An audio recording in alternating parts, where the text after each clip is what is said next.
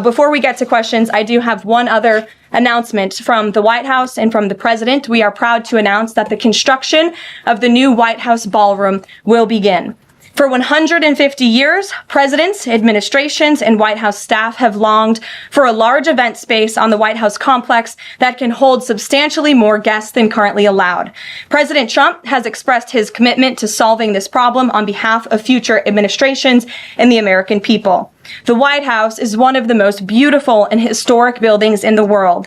Yet the White House is currently unable to host major functions, honoring world leaders in other countries without having to install a large and unsightly tent approximately 100 yards away from the main building's entrance.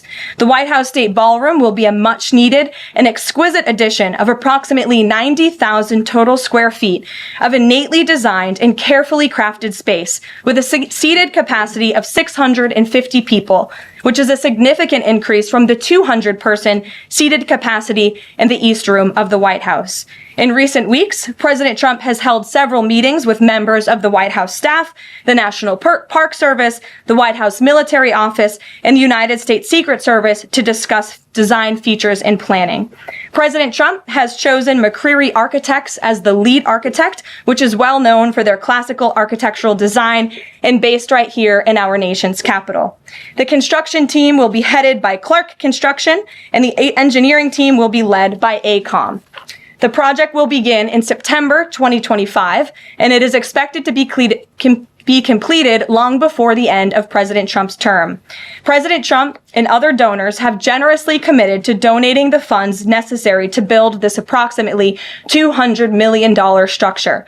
The United States Secret Service will provide the necessary security enhancements and modifications. The White House ballroom will be substantially separated from the main building of the White House, but at the same time, its theme and architectural heritage will be almost identical. The site of the new ballroom will be where the small, heavily changed and reconstructed East Wing currently sits. The East Wing was constructed in 1902 and has been renovated and changed many times, with a second story added in 1942. White House Chief of Staff Susie Wiles has provided the following statement. President Trump is a builder at heart and has an extraordinary eye for detail. The President and the Trump White House are fully committed to working with the appropriate organizations to preserve the special history of the White House while building a beautiful ballroom that can be enjoyed by future administrations and generations of Americans to come. In the White House, we will continue to provide the American public and all of you in the press with updates on this project at whitehouse.gov/visit. And if you go there shortly, you will be able to see renderings and visuals of what this ballroom will look like, both the exterior and the interior. I have provided some photos for all of you in the room today. This is the interior of the ballroom space. It's quite beautiful. And then this is the exterior of the ballroom space. As you can see, it will come off of the executive mansion as it sits today, and the East Wing will be modernized. On July 31st, 2025, White House Press Secretary Karoline Leavitt made a major announcement that stirred political and public interest across the nation. Speaking from the iconic James S. Brady briefing room, Leavitt revealed that construction of a brand new, state-of-the-art White House ballroom will officially begin in September 2025.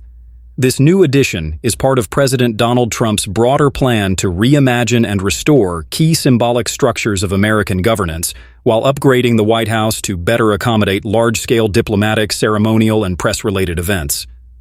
The ballroom is set to serve as a high-capacity venue for official state functions, receptions, and international gatherings, reinforcing the White House's global prestige and ceremonial dignity. In her announcement, Leavitt emphasized that the project is not only about architectural development, but also about reviving American tradition and modernizing national institutions. She tied the announcement to a wider narrative of restoration and reform within the administration. Notably, during the same briefing, she announced the revival of the Presidential Fitness Test and Award Program, a nostalgic initiative once common in American schools and closely associated with promoting youth health and national pride. This move reflects the administration's push to reintroduce programs from previous decades that symbolized civic unity and national values. Leavitt's announcement also demonstrated the administration's effort to transform the media landscape surrounding the White House.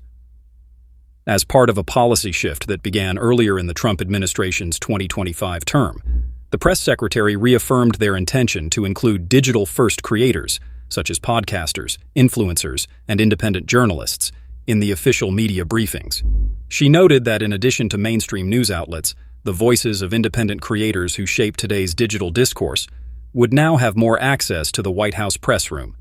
This reflects Trump's broader media strategy of bypassing traditional gatekeepers and engaging directly with grassroots and social media audiences, a hallmark of his political brand. Karoline Leavitt, at 27 years old, is the youngest White House press secretary in U.S. history. Her rise to this position has been swift and closely tied to Trump's political resurgence. She previously served as a spokesperson for Trump's 2024 campaign and worked under Press Secretary Kayleigh McEnany during Trump's first term.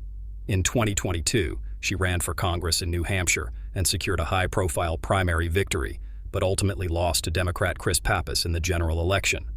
Her strong conservative credentials and media presence made her an ideal pick for the Trump administration's second term, where she now plays a crucial role in shaping its public image and communication. The ballroom announcement, though symbolic on the surface, carries deep political and cultural messaging. It serves as a visual and institutional expression of the administration's attempt to reclaim tradition, redefine formality, and leave a lasting legacy.